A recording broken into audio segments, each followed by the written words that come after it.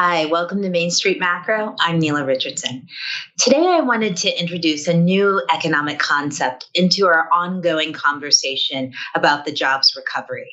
It's called creative destruction. And I know the term sounds a little mysterious, maybe even a bit ominous, but it has long roots in economic research.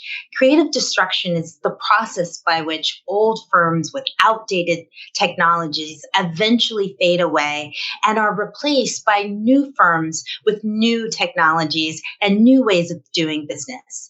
And there are three key ways that the process of creative destruction has showed up during this US pandemic period.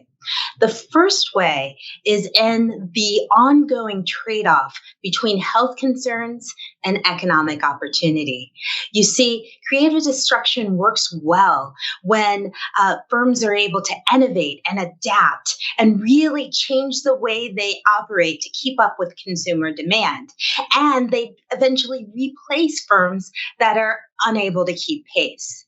But creative destruction also has a habit of picking winners and losers, which is fine in normal times, but during a health crisis, it can be devastating if that replacement is not based on merit and innovation, but just chance and circumstance.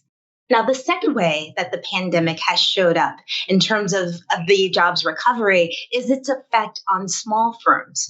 For small firms, they were the first to reduce headcount early on. But the good news is this year, they've really kept pace in hiring with their much larger counterparts. In fact, small firms have recouped almost 86% of the jobs that they lost in the first 2 months of the pandemic.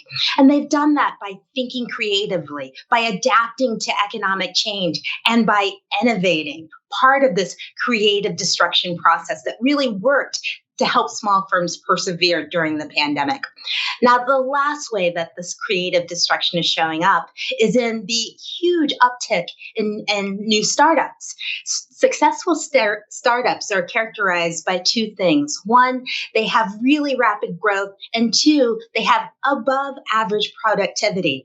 And we've seen over the course of the pandemic that new business applications and new business formation has been extraordinary, even in the midst of unprecedented upheaval. In fact, to put numbers around this, in the decade leading up to the pandemic, business applications were placed on average about 240,000 times a month.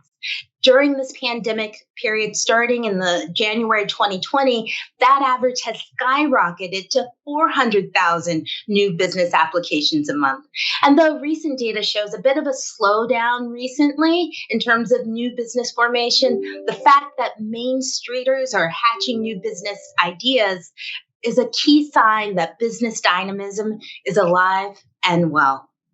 Thanks for watching the Main Street Macro blog. For more of our insights on the week ahead, please go to adpri.org.